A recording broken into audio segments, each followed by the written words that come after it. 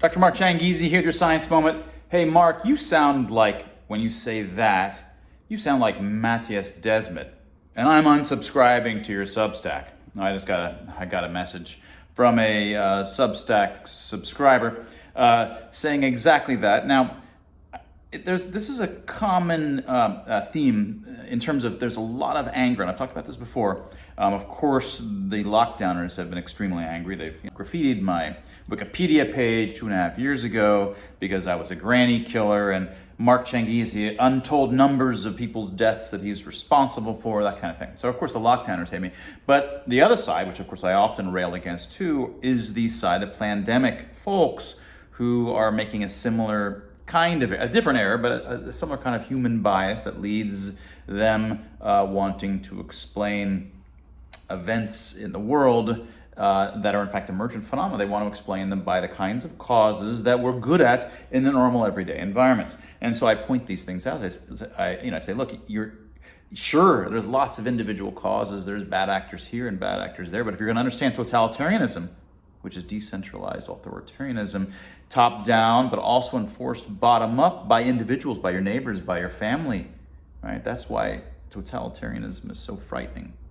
It's distributed, decentralized authoritarianism. And if you're going to understand that, you have to treat this problem more than just a top-down cabal of folks that can make the population just march and move however they want. That's not what's going on, right? And I'm struggling to understand that people do not like this. If you are on the anti-lockdown side like I am, and many of these people, they want it to be the case that the folks that did this to us aren't just evil. And of course, I almost 20 videos where I'm describing here's why they're evil, right? They want them to be actually intentfully doing evil. They did this to us to hurt all of us, right? This was just, it's been around for 25 years. It's all this, they want to reset the economy, and they're willing to screw us all over for this. And that's anything less than that, and they're not going to be happy, right? And so, for example, I agree, the Event 201 types, Bill Gates types, WEF, the Klaus Schwab types, these people are culpable, not for planning for 25 years to create a virus, release a virus, instigate on purpose mass hysteria so that they could then do all of these things, control the world, and have everybody going in their cars with masks on when there's no one around, even though no one told them to do that. Event 201 and Bill Gates and Klaus Schwab and these types are culpable because they were disproportionate pushers of authoritarianism. In fact, they had prepared springs that were spring-loaded to throw out authoritarian measures on us if a pandemic were to occur. And it was all with good intent. You can actually go listen to Event 201, and all of these blowhards are on there saying, oh yeah, it'd be great if we censor people this way and control, and they don't say that, control misinformation that way, and here's all these authoritarian things we should do to help. Right? Now, in fact, one thing Event 201 didn't do is in their conclusion, step 3, bullet number 3 in their conclusion was don't do lockdowns, right?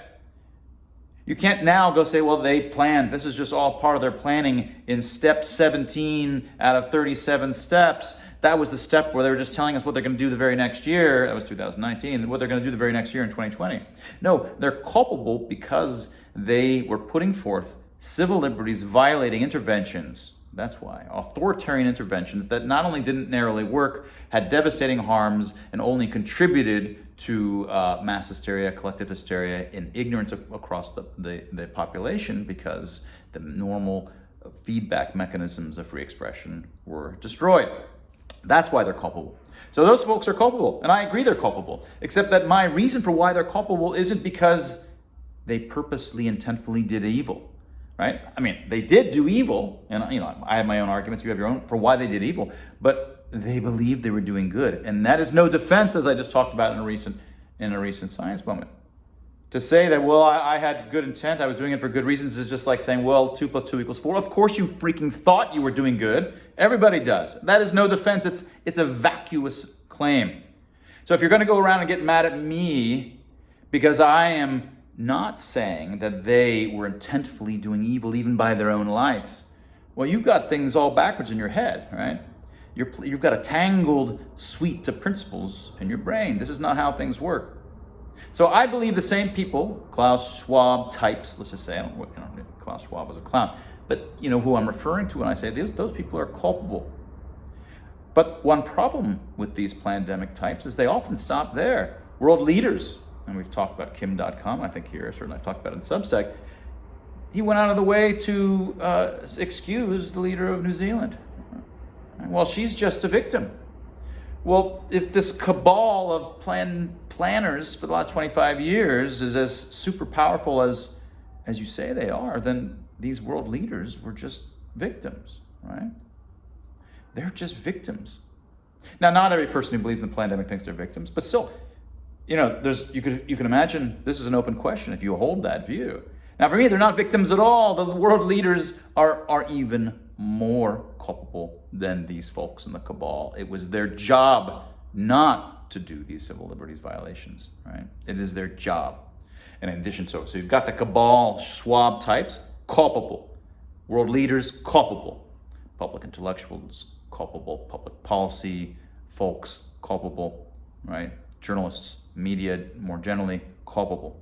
The list of people that are culpable for pushing the panic, pushing the civil liberties violations, pushing authoritarianism, and then the regular people on the street with no great power but enforcing it locally, culpable, right? Now these are small scale culpable, but that little culpability, these little annoying people on the street that came and attacked me and my CrossFit friends in March of 2020, times a billion is an immense problem, right? All of these people are culpable. So I hold as many people culpable and as culpable as do you pandemicer types, and I think probably more, right? But my justification and philosophical justification for why they're culpable does not rely on me having to say that they purposely did evil even by their own lights, right? And I think that is what triggers people. It requires that you say, yeah, these people may have thought they were doing good, right? No, you don't have to say it like that. No, of course they thought they were doing good, and it means nothing. It's vacuous, right? So why are you getting triggered by the fact that we have to say, yeah, they thought they were doing good? And that is just like them saying 2 + 2 = 4. It is no defense. It is a vacuous thing because it is always the case, right? I'll stop it there.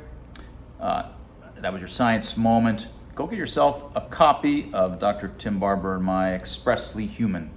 It is a book that was censored by the federal government, right? You say, Mark, it was censored. What, was it taken out of bookstores? No. The federal government specifically targeted me for censorship on social media because of the voice that I had throughout the first year or two. And of course, then I lost my voice for almost 2 years. Because of my voice and coming where I came from as a cognitive scientist, complex emergent systems, kind of physics, math guy, I was silenced, and my book was therefore silenced as well. If you can't speak, you can't promote, you can't talk about your projects that come out, you're silenced, you're censored, and I was censored by the federal government. Get yourself a copy of Expressly Human by Dr. Tim Barber and myself.